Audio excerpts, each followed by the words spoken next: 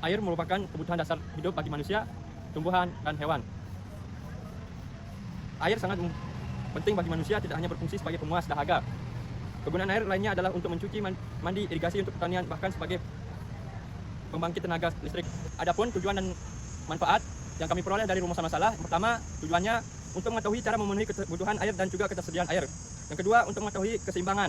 Yang ketiga, untuk mengetahui cara merencanakan layout jaringan irigasi.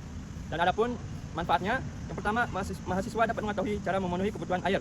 Yang kedua, dapat memahami keseimbangan atau weather balance jaringan irigasi. Dan yang ketiga, mahasiswa dapat memahami cara merencanakan layout jaringan irigasi.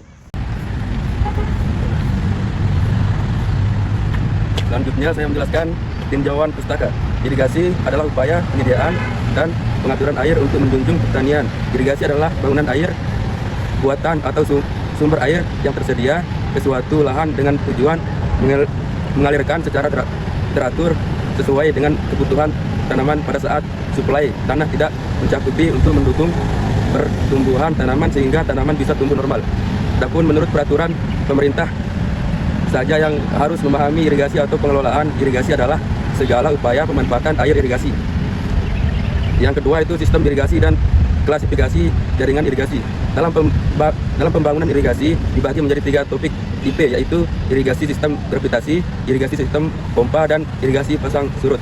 Yang adapun klasifikasi jaringan irigasi bila ditinjau dari cara pengaturan, yaitu cara pengukuran aliran air dan fasilitasnya dibedakan atas 3 tingkatan, yaitu yang pertama jaringan irigasi sederhana, yang kedua itu jaringan irigasi semi teknis, yang ketiga itu jaringan irigasi teknis.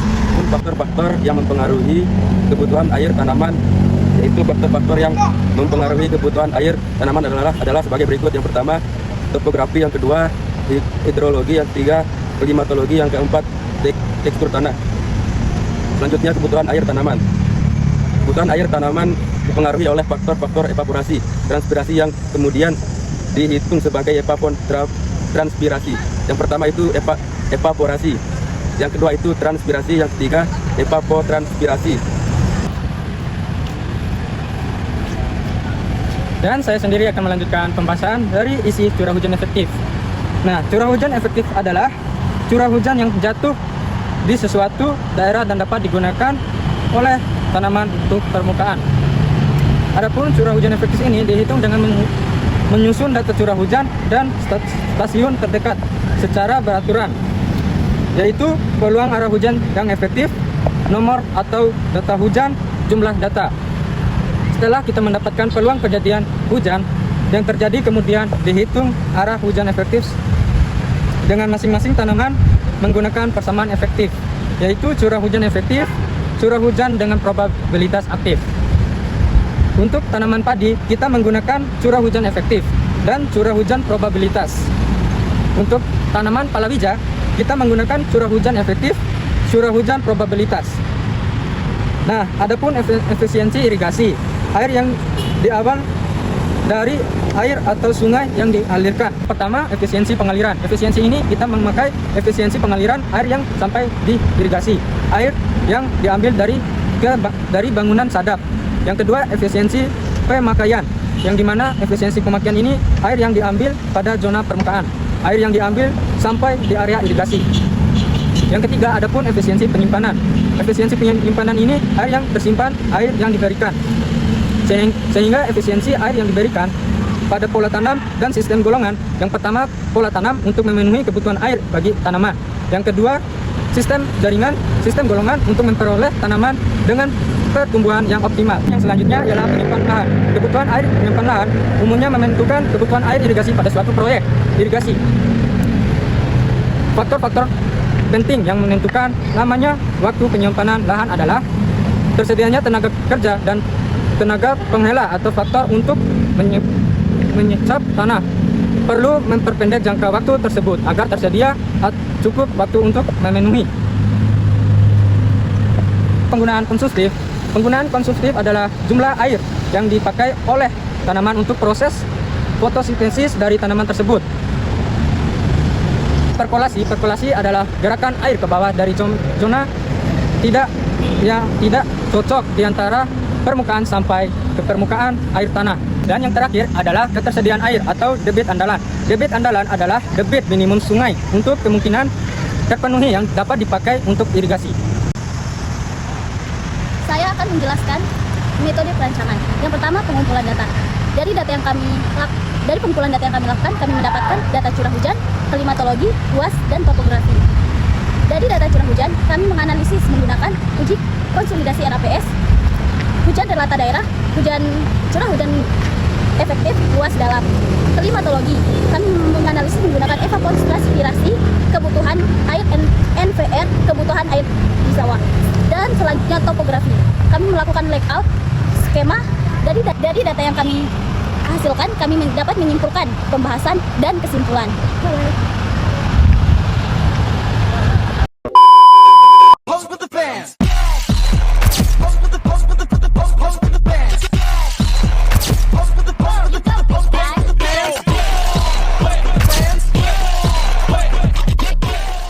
Ya baik, di sini saya akan menjelaskan data hujan yang dianalisis.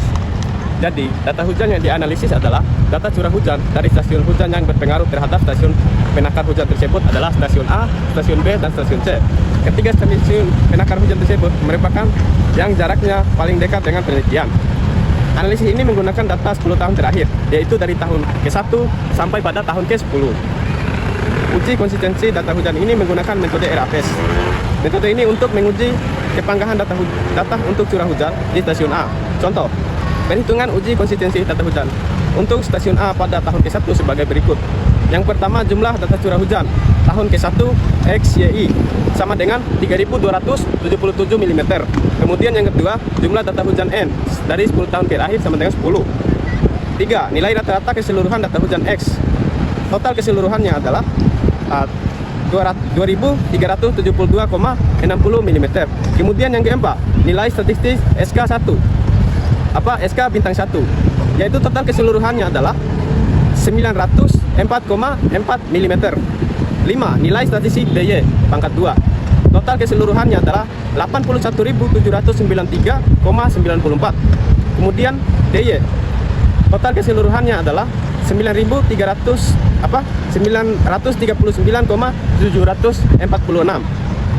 7. Nilai statistik SK bintang 2, total keseluruhan yaitu 0,96. 8. Harga mutlak SK bintang 2, total 1,73. Jadi untuk hasil perhitungan selanjutnya bisa dilihat pada tabel sebagai berikut. Tabel uji konsistensi data hujan metode RAPS bisa dilihat pada tabel di akhir video nanti. Untuk hasil perhitungan selanjutnya terkait dengan pengujian RAPS stasiun B bisa dilihat pada tabel. Untuk hasil perhitungan selanjutnya bisa dilihat pada tabel, yaitu uji konsistensi data hujan metode RAPS. Selanjutnya, analisis curah hujan rata daerah. Dalam menganalisis curah hujan rata daerah pada stasiun menggunakan metode rata aljabar, diasumsikan bahwa ketiga stasiun berpengaruh terhadap luas baku adalah 700 hektar. Jadi untuk perhitungan ada di bawah ini. D sama dengan R1 plus R2 plus R3 dibagi N. Kemudian D 222 plus 248 plus 187. Kemudian total keseluruhannya yaitu 219 mm. Hasil perhitungan curah hujan rata daerah yang lainnya dapat dilihat pada tabel. Ya, bisa dilihat pada tabel 4.4. Dalam penelitian ini, perhitungan curah hujan efektif menggunakan metode bulan penentu atau basic month dengan panjang pengamatan 10 tahun. Langkah-langkah perhitungan curah hujan efektif pada stasiun yang didapatkan adalah sebagai berikut. Yang pertama, merekap data rata curah hujan setengah bulanan pada bulan Januari 1 dari tahun ke-1 sampai tahun ke-10. Pada tahun ke-1 berjumlah 108 mm, tahun kedua 144 mm, dan tahun 10 berjumlah 232 mm. Yang kedua, mengurutkan data rata hujan setengah bulanan dari data terbesar ke data yang terkecil. Data yang terbesar terdapat pada tahun ke-6 berjumlah 238 mm, dan data yang terkecil yaitu tahun ke-7 berjumlah 21 mm. Yang ketiga, perhitungan probabilitas hujan efektif. memiliki rumus B sama dengan M per N plus 1 dikali 100% dan didapatkan hasil 9,091%. Nilai probabilitas R50 terletak di antara nilai probabilitas 45,455% dan 54,545% dan nilai probabilitas R80 terletak di antara nilai probabilitas 72,727% dan 81,818%. Dapat dilihat pada tabel 4.5 yang dicetak tebal. Kemudian nilai probabilitas R50 dan R80 pada bulan Januari 1 sebagai berikut. R50% sama dengan 238 plus 50 min 45,455 per 54,545 min 45,455 dikali 117 min 238 dan didapatkan hasil 177,3 mm. Untuk R80% sama dengan 150 plus 80 min 72,727 per 81,818 min 72,727 dikali 69 minus 150 dan didapatkan hasil 85,26 mm. Kemudian untuk mendapatkan curah hujan efektif untuk tanaman padi dan palawija dihitung dengan persamaan 2 strip 44 dan 2 strip 45. Untuk tanaman padi, RE sama dengan 0,7 dikali R80 per jumlah hari setengah bulanan dan didapatkan hasil 3,979 mm per hari. Dan untuk tanaman palawija, RE sama dengan 0,7 dikali R50 per jumlah hari setengah bulanan didapatkan hasil 8,276 mm per hari.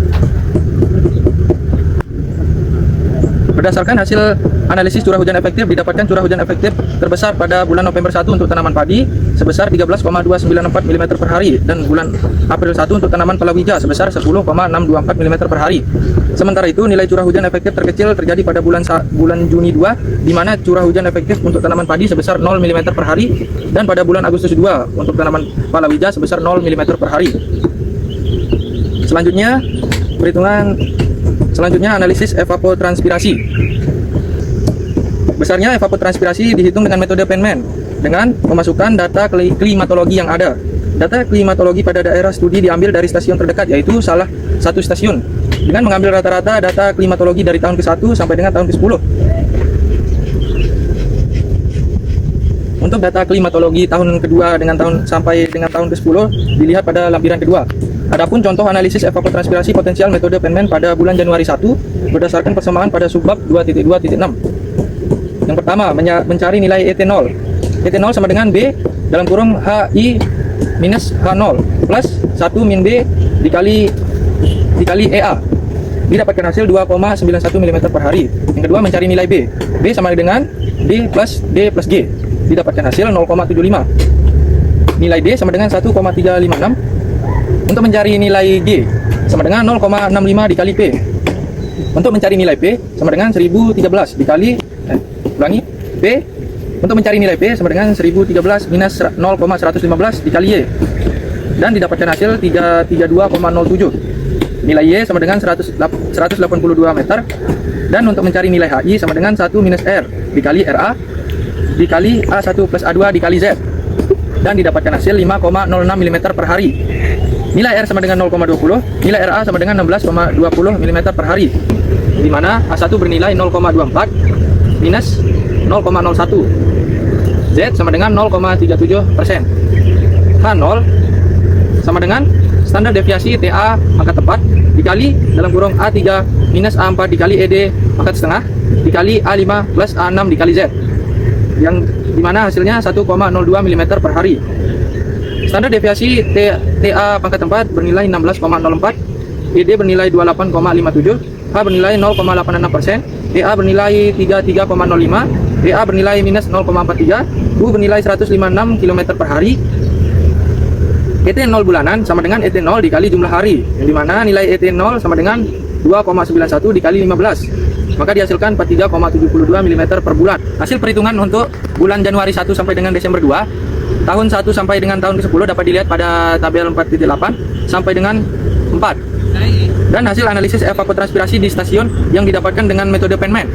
Maka dapat disimpulkan bahwa evapotranspirasi terbesar terjadi pada bulan Oktober 2 yaitu sebesar 3,52 mm per hari, dan yang terkecil pada bulan Juni 2 sebesar 1,74 mm per hari pada tahun kelima. Dan untuk tabel analisis yang lebih lengkap akan dilampirkan dengan kode QR pada akhir video ini. Mas, tolong jelaskan dong apa kebutuhan air irigasi. Oke, bagus. Jadi, perhitungan kebutuhan air irigasi untuk setiap jenis tanaman dan berdasarkan sistem pola tanam yang ada pada daerah penelitian. Di daerah irigasi stasiun sendiri diterapkan 3 kali musim tanam, yaitu musim tanam 1, dari bulan September sampai Desember, dan musim tanam 2 dari Januari sampai dengan April, dan musim tanam 3 dari Mei sampai dengan bulan Agustus. Yang pertama, analisis kebutuhan air pada tanaman padi. Saya akan bacakan data hasil analisis kebutuhan air tanaman padi. Yang pertama yaitu evapotranspirasi atau E0, yang dimana 3,518 mm per hari. Yang kedua, evapotranspirasi selama penyiapan lahan atau E0, yang dimana hasilnya 1,1 kali E0. Yang ketiga, perkolasi 2 mm per hari. Yang keempat, kebutuhan air pengganti di sawah, yaitu didapatnya dari E0 plus perkolasi. Yang kelima, jangka waktu penyiapan lahan atau T selama 30 hari. Yang keenam, kebutuhan air penyiapan lahan atau S 250 mm. Dan yang ketujuh, koefisien, yang dimana nilainya didapat dari M kali T dibagi S, yaitu 5,870 kali buka kurung 30 dibagi 250, hasilnya 0,704 mm per hari. Yang kedelapan, bilangan alam atau E, yang dimana nilainya 2,7718. Yang kesembilan, penyiapan lahan atau IR. Yang ke-10, curah hujan efektif R80, yang dimana nilainya 8,599 mm. Yang ke-11, curah hujan efektif padi atau RE, yang dimana nilainya 0,376. Terus yang ke-15, penggunaan konsumtif atau ETC, nilainya didapat dari ET0 kali KC atau koefisien tanaman, yang dimana hasilnya 3,518 kali 1,10. Yang ke-16, kebutuhan air di sawah atau NFR, yang dimana nilainya 22,624. Yang ke-17, kebutuhan air di sawah atau NFR juga, yang dimana 22,624 dibagi 8,64, hasilnya 2,618 liter per detik. 17, kebutuhan air di sawah atau NFR, yang dimana 2,624 dibagi 8,64, hasilnya 2,618 liter detik per hektar. Selanjutnya, analisis kebutuhan air tanaman palawija. Untuk perhitungan air tanaman palawija pada musim tanam 3, sebagai contoh perhitungannya pada bulan Juni 2 sebagai berikut, yang dimana hasilnya 1, evapotranspirasi dengan hasil 2,133 mm per hari. Yang kedua, evapotranspirasi selama penyiapan lahan atau E0, yang dimana nilainya didapat dari 1,1 kali ET0, yaitu 1,1 kali 2,133, hasilnya 2,346 mm per hari. Yang ketiga, curah hujan efektif atau R50, yang dimana hasilnya 4,33 mm per hari.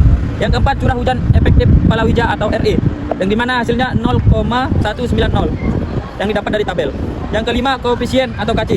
Yang keenam, penggunaan konsumtif ETC, yang dimana hasilnya didapat dari ET0 kali KC, yaitu 2,133 kali KC. Yang ketujuh, NFR. NFR itu didapat dari ETC kurang RE. Untuk hasil perhitungan bulan Januari sampai dengan Desember, nanti teman-teman bisa lihat di laporan yang akan kami bagikan di akhir video. Selanjutnya, saya akan menjelaskan analisis efisiensi jaringan irigasi. Dari hasil perhitungan kebutuhan air tanaman di atas, dapat diketahui pula efisiensi pengakhiran secara total yang ada di daerah irigasi, yaitu dengan membandingkan kebutuhan hasil perhitungan dengan debit di intake yang dikeluarkan selama ini. Sebagai contoh, perhitungan efisiensi pengaliran total pada musim tanam 2 tahun ke-1 dengan awal tanam bulan Maret 2 sebagai berikut. Yang dimana hasilnya, yang pertama, kebutuhan air di sawah atau NFR padi 0,304 liter detik per hektar. Yang kedua, kebutuhan air di sawah NFR palawija, yang dimana nilainya 0,85 liter detik per hektar. Kebutuhan air di sawah NFR total yaitu NFR padi ditambah dengan NFR palawija, yang dimana 0,304 ditambah 0,085, hasilnya 0,389 liter per detik. Selanjutnya, yang keempat, debit intake atau DR 9 dengan nilai 973,663 liter per detik. Luas area irigasi A yaitu 700 hektar. Nah, kebutuhan air pengambilan atau DR, yang dimana nilainya NFR kali A dibagi EF atau efisiensi, yang dimana 0,389 kali 700 hektar per 973,663, yang dimana hasilnya adalah 27%. Selanjutnya, saya akan menjelaskan ketersediaan air irigasi dalam kurung Q80. Hujan, contoh perhitungan debit Q80 untuk Januari 1 adalah yang dimana nilai K sama dengan 0,278 merupakan ketentuan, nilai C 0,15 merupakan ketentuan juga. Nah, mencari nilai 1 menggunakan metode Mononobe, yang dimana 1 sama dengan R80 kali 10 pangkat min 3 sama dengan dibagi 88400, yang dimana hasilnya yaitu 79,67 dikali 10 pangkat min 3 per 86400, hasilnya adalah 0,0000922, yang dimana nilai A 700 hektar atau 7 km pangkat 2, yang dimana Q sama dengan K kali C kali I kali A, yang dimana nilainya 0,278 kali 0,15 kali 0,00092 kali 7 sama dengan 0,27 liter per detik. Untuk perhitungan selanjutnya bisa teman-teman lihat juga di laporan di akhir video nanti. Selanjutnya di sini saya akan menjelaskan neraca air atau water balance irigasi. Neraca air atau water balance irigasi merupakan penjelasan tentang hubungan antara aliran ke dalam inflow dan aliran keluar outflow di suatu periode tertentu dari proses sirkulasi air. Pada data digunakan perbandingan antara nilai debit andalan Q80 dengan kebutuhan air di sawah atau NFR. Pada contoh tabel yang saya bacakan ini, yang dimana ketika nilai NFR lebih besar daripada nilai Q80, maka dikatakan defisit. Dan sebaliknya, apabila nilai NFR lebih kecil daripada nilai Q80, maka dikatakan surplus. Adapun keseluruhan tabel daripada perhitungan kami, teman-teman bisa lihat di akhir video nanti, di mana tabel dan juga grafiknya akan kami tampilkan di akhir video.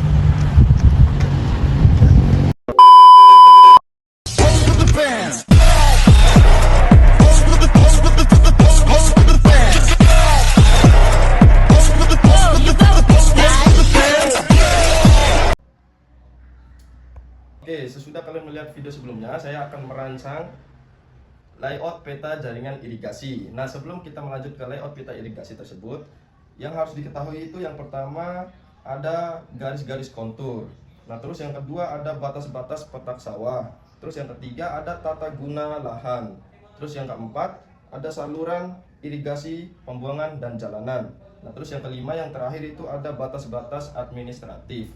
Oke, lanjut kita langsung ke peta layout jaringan irigasi tersebut.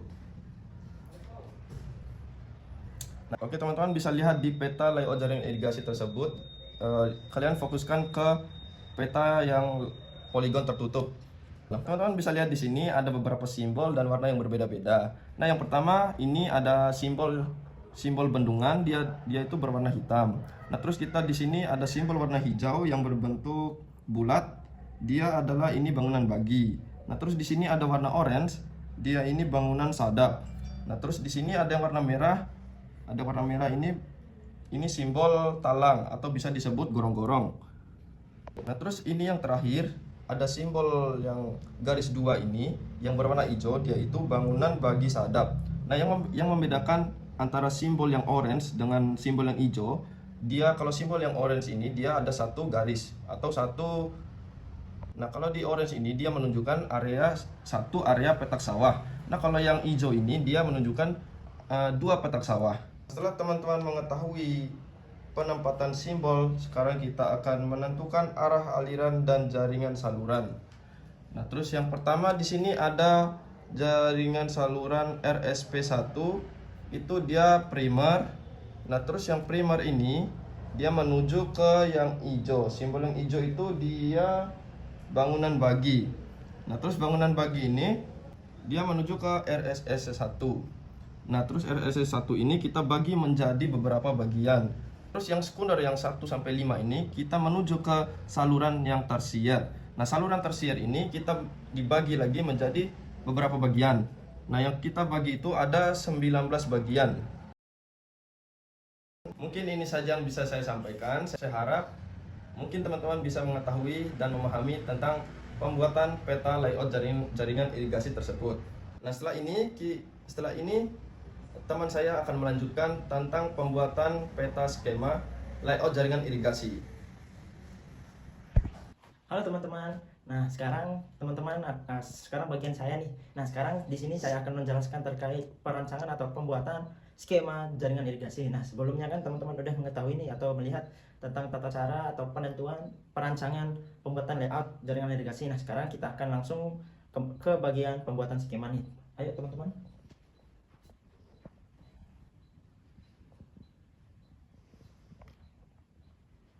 Nah, teman-teman bisa lihat di sini tentang gambar skema atau gambar skema yang saya sudah buat di sini. Nah, teman-teman udah mengetahui kan tentang apa aja sih yang terdapat simbol serta warna-warna yang terdapat pada peta ini. Nah, di sini kan ada bendungan dengan elevasi tertinggi kami sebesar 127. Nah, kemudian di sini terdapat bangunan bagi, gorong-gorong, dan bangunan bagi sadap atau bangunan air dan lain-lain. Nah, teman-teman, dalam skema ini terdapat keterangan tambahan yang dimana keterangan tambahan ini ialah terdapat luas petak sawah dan debit rencana. Nah, teman-teman bisa lihat di sini. Untuk yang pertama itu untuk petak sawah yang kami namakan ialah RST1 ruas sawah tersier 1 itu luasnya sebesar 50 km persegi dengan debit rencananya itu sebesar 0,19. Kemudian untuk RST4 ruas sawah tersier 4 itu sebesar 70 dan debit rencananya itu ialah 0,27 liter per detik. Nah, teman-teman, sebelumnya saya lupa menjelaskan terkait persyaratan atau penentuan luas petak sawah ukurannya. Nah, dalam peraturan KP 01 atau teman-teman bisa lihat di materi yang sudah dibagikan oleh dosen. Nah, pada luas petak sawah tersier itu memiliki batasan-batasan. Nah, sebesar 50 sampai 75 hektar. Kemudian untuk luas petak sawah kuarter sebesar 5 sampai 15 hektar, 8 sampai 15 hektar. Nah, jadi teman-teman bisa lihat penamaan atau luas petak sawah untuk tersier kami sebanyak antara jaraknya 50 sampai 75 hektar. Ada yang 66 hektar pada ruas sawah tersier yang 20 sebesar 66 hektar serta debit rencananya 0,19 liter per detik. Nah, adapun legenda yang terdapat pada perancangan skema yang kami sudah buat, terdapat elevasi as bendungnya tertinggi sebesar 127. Pun elevasi sawah tertinggi ialah teman-teman bisa lihat di sini sebesar 112 km persegi. Kemudian adapun simbol bendung, simbol saluran primer, saluran tersier dan saluran sekunder. Kemudian adapun simbol bangunan bagi sadap, teman-teman bisa lihat di sini, dan bangunan bagi ukur yang warna hijau di sini, dan bangunan wilayah yang tidak diairi yang warna kuning, dan jalan serta gorong-gorong dan sungai serta dusun arah aliran, dan seperti yang saya bilang tadi, luas saluran primer, luas saluran sekunder, luas saluran tersier. Kemudian adapun dalam tabel ini yang di bagian kiri ini ialah luas petak sawah, dan yang kanan ini ialah debit rencana yang kami perhitungkan sesuai laporan. Mungkin ini saja yang bisa saya sampaikan. Saya harap teman-teman bisa memahami serta mengetahui tentang tata cara pembuatan skema jaringan irigasi. Saya Muhammad Rizal sekaligus perwakilan kelompok 5B akan izin pamit dan minta maaf jika ada kekurangan atau penyampaian dalam pembuatan video ini. Sekian, wassalamualaikum warahmatullahi wabarakatuh.